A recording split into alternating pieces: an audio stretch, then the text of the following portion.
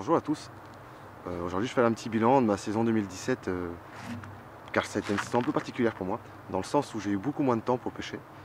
Ma famille s'est agrandie, j'ai eu beaucoup plus de boulot qu'avant. Du coup, au lieu de pêcher 90-100 nuits par an, j'en ai fait à peine 29. Et surtout, j'ai dû amputer tout le temps de préparation amont que ce que je fais d'habitude. D'habitude, ma partie de pêche, elle se passe toujours de la même façon. C'est je sélectionne un site, une fois que le site est sélectionné et que je sais quel genre de poisson je veux attraper dans ce site, j'essaie de les trouver. Une fois que je les ai trouvés, je les nourris pendant plusieurs jours, plusieurs fois par jour, et puis je vais à la pêche. Du coup, je sais souvent ce que je vais faire, comme je connais le spot où je vais pêcher, je sais que tout est préparé en amont. Donc à partir de ce moment-là, ma pêche va très vite. Par contre, cette préparation amont demande beaucoup de temps. Or, ce temps, je ne l'ai plus. Donc il a fallu changer un peu mon fusil d'épaule. L'utilisation de la gamme krill m'a permis justement de pouvoir combler ce manque de temps de préparation pour une question d'instantanéité et de rapidité d'action. Je m'explique. La toute première fois que j'ai essayé un produit de la gamme, c'était le Micromas. C'était entre 2 jours de porte ouverte avec Stéphane Laplège. On a pêché à l'arrache sur une eau vive entre 2 portes ouvertes. On a vraiment pêché à l'arrache. On arrivait le soir, on est parti le matin. J'avais combiné du krill Micromas avec du Bagmix et des PLS de 2 mm de la gamme Equinox. Et ça m'a permis de toucher un poisson fantastique. D'ailleurs, hein, le dernier poisson de l'année 2016, qui était vraiment une miroir, koi, ghost, un peu space. Vraiment un super cadeau. C'était un petit clin d'œil. L'année suivante, j'ai commencé ma saison, comme j'avais très peu de temps, par de la pêche à rôder. En pêchant à rôder, ça m'a permis sur cet site en cherchant les poissons à vue et en pêchant depuis un bateau, avec un club d'asticot ou du pain ou du maïs doux, du lombric, enfin peu importe, en tout cas en pêchant vraiment en free feeling tout de suite comme ça sur le poisson. Ça m'a permis de découvrir sur certains spots, de découvrir des zones où les poissons stagnaient. Il y a même un plan d'eau que je l'appelle la Mare à Canard, où j'ai pas mal pêché dessus en 2016, surtout en fin de saison. Ça m'a permis de découvrir des spots que je ne pêchais pas forcément comme il faut, ou en tout cas que j'avais pas forcément compris comment les pêcher correctement. Du coup, j'ai commencé là-dessus. J'avais commencé ma saison avec 2-3 jours de préparation, avec des live systems de 10 et de 15 très légers, de 300 grammes par amorçage. Et le jour où je devais aller à la pêche, j'ai reçu un colis Chronopost avec toute la gamme krill. Dès que j'ai ouvert un sac, j'ai pas pu m'empêcher de l'essayer. Donc malgré que j'avais amorcé le live system, j'en ai quand même pris avec moi pour ma partie de pêche. Ma partie de pêche se déroule. Comme j'avais commandé du krill congelé entier, le temps qu'il arrive avec la livraison, c'était plus congelé. J'avais un peu peur de l'air congelé en fait. Du coup, je les ai tous mis dans un seau avec un peu de Bagmix, des PS2.2, du Chenevis krill aussi, du PS2.6, un tout petit peu de Micromas. J'avais fait un gros seau, une quantité énorme et qui ne correspondait pas du tout à l'action de pêche dans laquelle j'étais. C'était au mois de mars dans une eau à 5 degrés, donc c'était complètement suicidaire. J'ai mis ça sur ma canne de droite, j'ai bétonné tout un seau dans 1,5 m, sur un diamètre d'1,50 m. Et je pêchais avec mon autre canne à 80-100 mètres à gauche, sur une autre tenue, que j'entretenais aussi. Ce 24 heures s'est passé super bien. Je pêchais avec un montage un peu particulier, une demi pop-up et une demi danse, ce qui fait un appât unique mais qui est équilibré, un peu comme un wafter. C'est le même principe, sauf qu'il y a une petite touche visuelle. On peut les faire aussi avec un corkball roller homemade, vous allez voir ça suffisamment dans la saison. Et cette première partie de pêche, c'est bien déroulé. Je fais une dizaine de poissons, dont 2 gros poissons du site. Un en début de soirée, comme c'était en début de soirée, j'ai remis à l'eau tout de suite. En plus, j'ai cru que c'était un poisson que j'avais déjà pris plusieurs fois, donc je me suis pas affolé. J'ai combattu en bateau et arrivé sur place, je l'ai décoché dans l'eau et j'ai reparti tout de suite. Je ne l'ai pas pesé, je ne l'ai pas ramené à la base.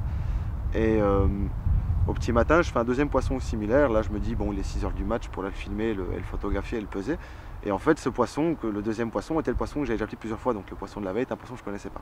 Donc comme premier essai, ça m'avait plutôt emballé. Ce qui m'avait le plus marqué dans cette partie de pêche, en dehors des touches, etc., c'était vraiment que dès que j'ai posé mon premier montage à l'eau, j'arrive à la rame tout doucement, j'arrive sur le spot que je veux pêcher, je vois 2 poissons en train de fouiller dans la vase, sur une platière de vase sous un saule. D'habitude, quand je surprends des poissons sur place, ils sont en panique et ils ont tendance à reculer dans les couverts. Or là, ils étaient vraiment occupés à manger. Du coup, j'ai jeté une poignée de 2 mm de petits PLS de krill 2 mm sur les poissons. De 1, ils n'ont pas eu peur, ce qui me surprend, parce que d'habitude, quand j'amorce même avec du chenevis là-bas, mais dès que les premiers impacts sur la surface se font, les poissons s'en vont, ils reculent un peu dans les obstacles, ils attendent que je m'éloigne pour venir manger. Or là, tout de suite, je les ai vus picorer les pellets. Rien que ça m'avait marqué l'esprit. Et la deuxième chose qui m'a beaucoup marqué, c'est que j'ai fait capot sur ma canne de droite, où j'avais bétonné toute cette quantité de krill décongelé, etc. Et le poisson que je mets au sac, le dernier poisson, le deuxième gros poisson de mon 24 heures, a déjecté une quantité phénoménale de krill entier, de chenevis, etc. Or, sur ma canne de gauche, j'ai amorcé absolument pas avec ces matières-là. Et en plus, deuxième facteur qui m'a marqué aussi, c'est que ce poisson, je le plante toujours sur le secteur de l'Ouate parce qu'il y a un gros arbre et il vit dans cet arbre, je pense. Et je le plante toujours là, je l'ai pris 4 ou 5 fois déjà là sur un an. Et là, je l'ai pris à 100 mètres de là alors qu'il avait mangé tout ce qu'il y avait à gauche. Là, ça m'avait beaucoup marqué l'esprit.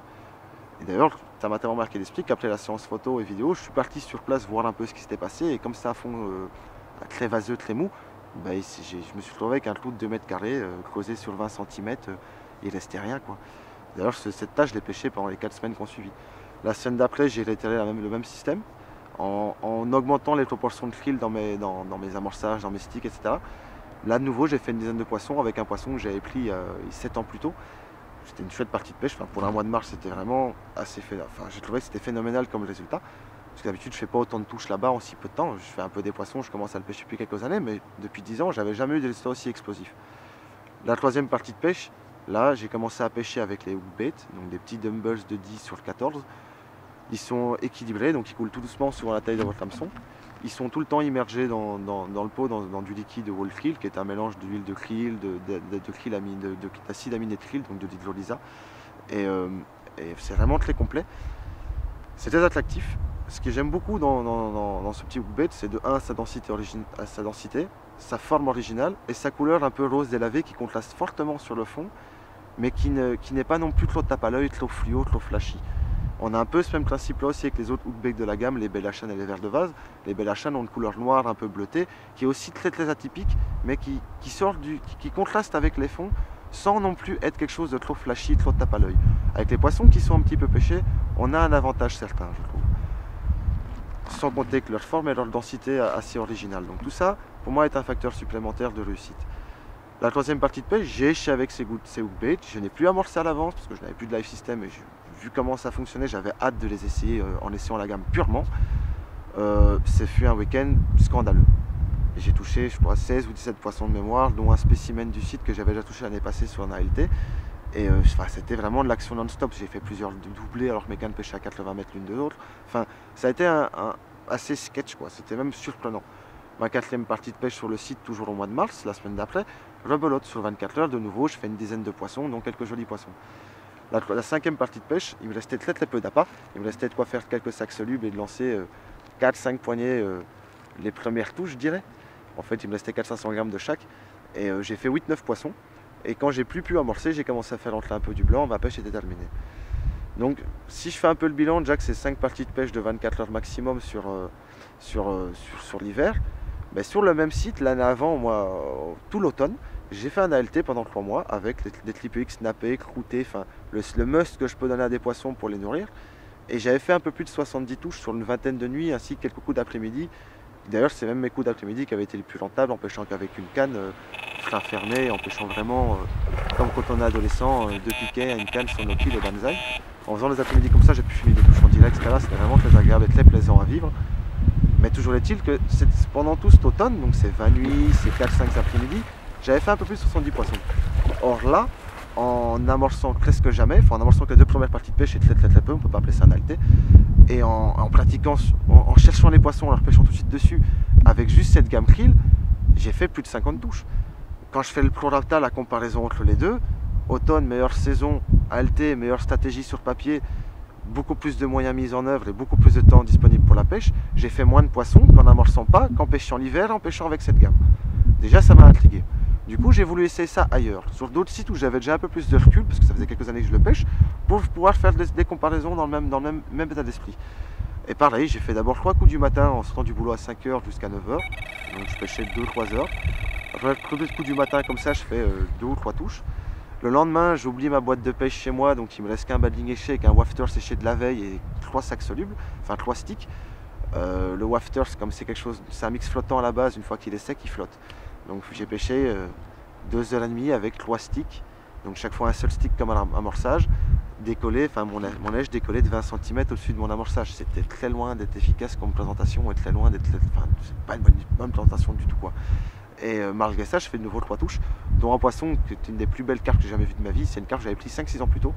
Quand je la faisais 2-3 kg, elle avait des milliers de petites écailles comme des diamants sur elle, quelques grosses écailles sur son flanc, et elle est très foncée. C'est vraiment une carpe sublime. Et là, lors de ce petit goût du matin à l'arrache, mais je fais ce poisson à une douzaine de kilos, enfin je ne l'ai pas pesé, de faire entre 10 et 12 kilos. J'étais super content. Le lendemain, j'y suis retourné, j'ai de nouveau fait quelques touches, donc j'ai pu filmer aussi quelques touches en direct. Ça m'a tellement mis la chauffe que ça se passe aussi facilement. En fait, le matin, c'était simple, j'arrive là-bas, au lever du jour, les poissons commencent à être actifs. Je regarde où je vois des fouilles et des seaux, je lance sur une fouille ou sur un seau et je fais un poisson dans la demi-heure régulièrement. Donc, ce côté attractivité, rapidité d'action m'a beaucoup plu. Et ce côté instantanéité, surtout, c'est super instantané, quoi. Le poisson, j'ai vu leur réaction plusieurs fois, ça va extrêmement vite, vraiment vite. Et sans pousser ces tests, j'ai fait une demi-journée, donc je suis venu à 10 h du matin, j'ai amorcé quelques spombes sur des spots que je connais, et en pêchant de 13 h à 20 h, 21 h, j'ai fait 9 carpes et quelques blancs à côté. Enfin 9 touches de carpes pour 8 poissons sortis, dont une foulie superbe que j'avais déjà pris il y a quelques années, et quelques blancs. Donc quand j'en fais ce résumé là sur très peu de temps de pêche en soi, une demi-journée, 3 coups du matin et 5-24 heures, ben ça faisait déjà plus de 60 poissons pris avec cette gamme en utilisant une quantité minime. J'ai reporté cette expérience sur des grandes eaux, sur des fleuves, sur des rivières, sur d'autres types d'eau qui sont tout à fait opposés sur papier à ce type de produit. En effet, c'est une gamme avec que des PLS 2,6 et 2, de la farine, du krill micromasse qui est un produit des plus attractifs que j'ai jamais eu dans les mains, ainsi qu'un hookbait pour lécher. On est plus sur de la pêche à carpolome, sur le papier, sur de la pêche pour petits poissons. Or, le recul que j'en ai eu sur plus d'un an, il n'est pas comme ça du tout. Déjà de 1, c'est pas les eaux que je pratique pas des eaux surpeuplées, des carpolomes ou des eaux privées, je pêche que le public et je ne pêche que des eaux naturelles entre guillemets. Donc on n'est pas sur le papier, on n'est pas dans le contexte. On est dans un contexte de pêche comme tout à chacun de pêche classique. Et malgré ça, ça m'a plus réussi que certains ALT. Ça m'a plus réussi que ce que j'ai pu faire auparavant, alors que c'est quelque chose que je maîtrise, que ça fait 20 ans que je le fais. Alors à l'actuel, maintenant, je sais que ça m'a tellement marqué ce produit, ça m'a tellement choqué l'instantanéité, l'efficacité que ça peut avoir avec un si peu de quantité mise en œuvre, que lors de mes pêches rapides, quand je n'amorce plus à l'avance, mais c'est plus les graines, les pop-up ou les asticots qui sont ma priorité. C'est que je sais que quand je trouve des poissons, et c'est bien là que ça se passe, hein, il faut vraiment trouver les poissons, c'est que ça. C'est vraiment une gamme qui correspond à ça. On cherche les carpes, on leur trouve dessus, on leur pose un montage dessus avec un sac soluble, une poignée ou deux de pellets, et basta. Ça pêche très bien comme ça, il ne faut pas aller plus loin. Les amorçages plus lourds que j'ai essayé dans la saison n'ont pas été bénéfiques. Les poissons ont certes tout mangé, ils étaient très contents, ils m'ont appelé papa. Ils m'ont appelé papa parce que je les ai beaucoup nourris, mais moi ça m'aidait pas à prendre plus de poissons, ça retardait mes touches, et puis c'est tellement attractif et tellement bon comme produit que ça attire beaucoup de poissons sous le spot, des blancs. Ça m'arrivait en rivière de prendre des glanes jusqu'à 1,80 m, enfin, je veux dire, c'est quelque chose d'extrêmement attractif. Donc c'est vraiment un produit qui se joue à parcimonie, il faut vraiment pêcher à la limite du single ou juste du petit spot. Au-delà, je pense pas que ce soit de la meilleure façon d'utiliser le produit. C'est pas en débarquant sur un site, bétonner 10 kg de pellets parce que c'est pas très coûteux, que c'est moins cher que 10 kg de billes, bétonner 10 kg de pellets, 10 kg de cheneville et mettre un hookbait dessus. Je suis pas convaincu que ce soit la meilleure des façons de faire. Après, peut-être je me trompe. En tout cas, c'est pas comme ça que moi ça m'a apporté le plus de résultats. Le plus de résultats, c'était très simple, c'était prendre beaucoup de temps à trouver les poissons. Une fois que je les ai trouvés, faire un sac soluble d'une façon très attractive. J'en montrerai dans des petits tutos plus tard dans la saison 2-3 manières de faire qui rendent vraiment votre sac soluble beaucoup plus attractif et excessivement rapide en action de pêche. En faisant juste un sac soluble, une poignée ou deux de particules sur le spot, à partir du moment où vous avez trouvé les poissons, vous leur déposez ça sur le nez, je suis prêt à mettre un petit doigt en jeu que vous allez faire une touche. En tout cas, moi, ça me réussit tellement qu'à l'heure actuelle, ça a remplacé mes stratégies de pêche instantanée de 25 ans d'expérience. Maintenant, c'est va plus une pop-up fluo ou une grappe d'asticot ou une petite graine équilibrée. Ça sera un petit hookbait avec un sac soluble de petits PLS de 2, de micromasse et un tout petit peu de PLS de 6 mm de côté. Pour moi, il y a une arme fatale pour plein de raisons. Premièrement, c'est presque pas utilisé par d'autres pêcheurs. Dans le public, il est extrêmement rare de voir des gens pêcher avec des tout petits dumbbells équilibrés, d'amorcer avec que des tout petits pellets et compagnie. C'est très rare. C'est plus des pêches d'étiquettes, de privés, de choses comme ça. Deuxièmement, la forme de lèche et sa couleur est très originale. Troisièmement, la densité de ce lèche aussi est un avantage certain. Quand on pêche avec un appât unique, qu'à une densité équilibrée, on arrive pour moi à quelque chose de vraiment très performant. Et l'instantanéité et l'attractivité. Le fait que ces produits soient composés à 100% de produits naturels, qui sont en plus connus pour être des aimants à poisson, on est vraiment sur une arme fatale. En tout cas, pour moi, il n'y a pas à dire. Cette gamme Boosted Natural Range, je l'ai adoptée, c'est clair, net et précis, c'est dans mon Curry Wall toute l'année.